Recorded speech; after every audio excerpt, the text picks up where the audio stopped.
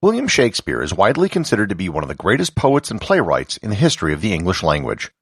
However, over the last 2 centuries, many people have begun to wonder if William Shakespeare of Stratford-on-Avon, England, was indeed the person who wrote the works which have been attributed to him.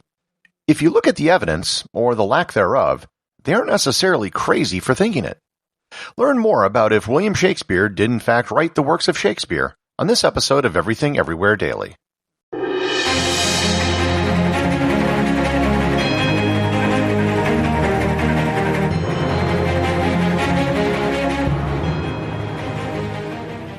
This episode is sponsored by CuriosityStream.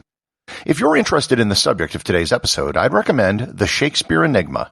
It's a documentary shot on location with expert interviews discussing the question of Shakespeare's authorship. CuriosityStream is celebrating their 6th anniversary. Now through April 21st, annual plans have been discounted by 40%. That means a full year of high-definition programming can now be had for only $11.99. That's $1 a month. To take advantage of this limited time offer, go to everything-everywhere.com/curiositystream or just click on the link in the show notes. If you haven't heard it before, the idea that Shakespeare didn't write the works attributed to him might sound sort of crazy. After all, we have paintings of him. You can go visit his home in the town of Stratford. So surely he had to have created the works that have his name attached, right? That would be like saying Lewis Carroll, George Eliot, Mark Twain, or George Orwell didn't exist. Except that none of those people I just mentioned did in fact exist. They're all pen names. So the idea that someone might write something under another name isn't at all a crazy idea. It's happened many times. So where did this idea about Shakespeare originate? Why would someone think that Shakespeare might not be the writer behind the works we attribute to him? For 150 years after Shakespeare's death, he wasn't considered the greatest English playwright.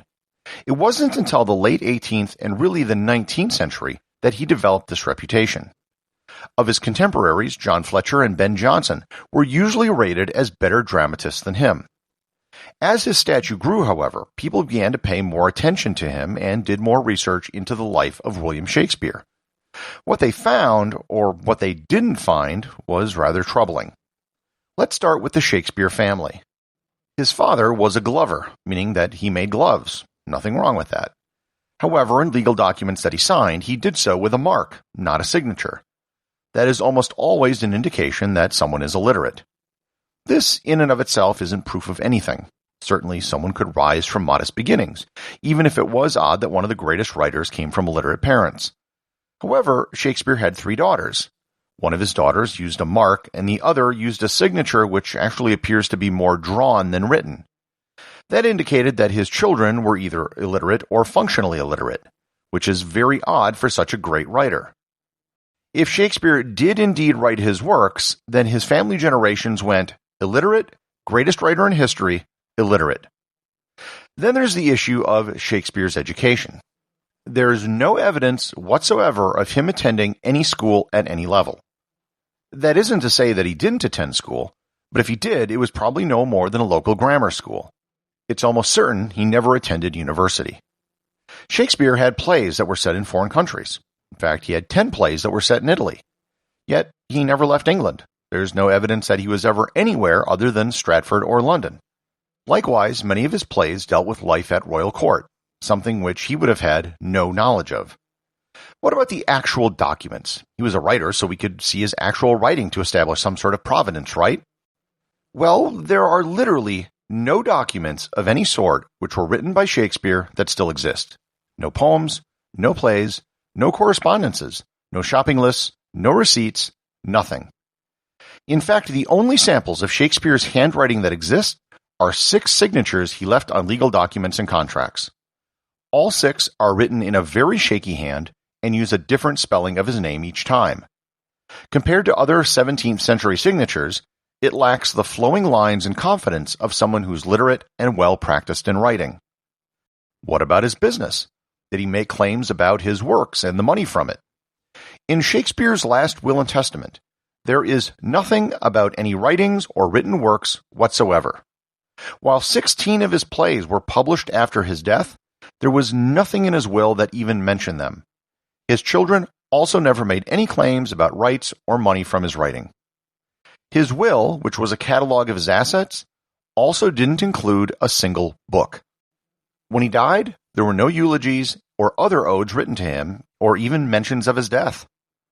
I'll confess, there's no smoking gun here. In fact, unless some 400-year-old document were to be discovered, there probably never will be.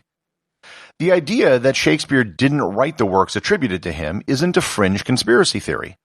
It's been backed by many notable people, including those in the arts. They include Mark Twain, Orson Welles, Helen Keller, Charlie Chaplin, Sigmund Freud, Jeremy Irons, Derek Jacobi, Mark Rylance, Anne Rice, as well as Supreme Court Justices John Paul Stevens, Antonin Scalia, and Nobel laureate Sir Roger Penrose. The list is actually way longer and even includes Keanu Reeves, but the point is, these aren't crackpots. So, did a person named William Shakespeare even exist? Yes, there was someone named William Shakespeare who was born in the town of Stratford-upon-Avon and did invest and work in the theater. He appeared to be a successful businessman. His will did leave a fair amount of money to his children, and he made enough to be buried inside the church at Stratford. The funerary monument inside the church at Stratford today shows him holding a quill and paper. But the original monument, of which there are drawings, only had his hands over what looked like a bag of wool. The big question then is, if Shakespeare didn't write the works attributed to him, who did? There have been no fewer than 80 different people identified as possible authors, including Queen Elizabeth I herself. However, there are really only 3 names that have been given serious attention. The first is Sir Roger Bacon. He was a philosopher and one of the developers of the scientific method. He was the Lord Chancellor of England and served at court. He was clearly smart and educated enough to be a candidate. The second is Christopher Marlowe, who was a noted dramatist and author in his own right. However, for this theory to hold any water, it involves him faking his death in 1593. The candidate with the most support by far is the 17th Earl of Oxford, Edward de Vere. The group which supports de Vere as the author are known as Oxfordians. The arguments for Edward de Vere being the author are the flip side as to why so many people are skeptical of Shakespeare. All the facts about his life just check all the boxes. De Vere was a highly educated aristocrat. He was a regular feature at the court of Queen Elizabeth, giving him in-depth knowledge about court intrigue. He was raised in a house that literally had its own theater company.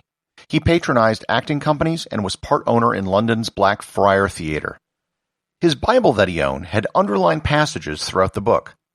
80% of the biblical references in Shakespeare's work correlate to the underlined passages in de Vere's Bible. He traveled extensively, including spending time in Italy, where many of Shakespeare's plays are located. Moreover, surviving writings from members of Elizabeth's court praised him as both a poet and a playwright, even though none of his plays survive under his name.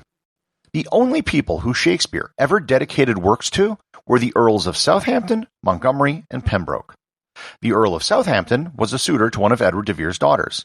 The Earl of Montgomery married one of his daughters, and the Earl of Pembroke was engaged to one of his daughters. So on one hand, you have someone with all the pedigree, education, and travel that would be required to write the works of Shakespeare, and was an acclaimed writer, but for whom there are few surviving works. On the other hand, you have someone whose name is attached to the works, but has almost nothing else which would make sense for him being an author. So what gives? Given the circles that the two traveled in the theater community in London, they almost certainly knew each other. At the time, publishing plays and poems were considered lowbrow for someone in the aristocracy.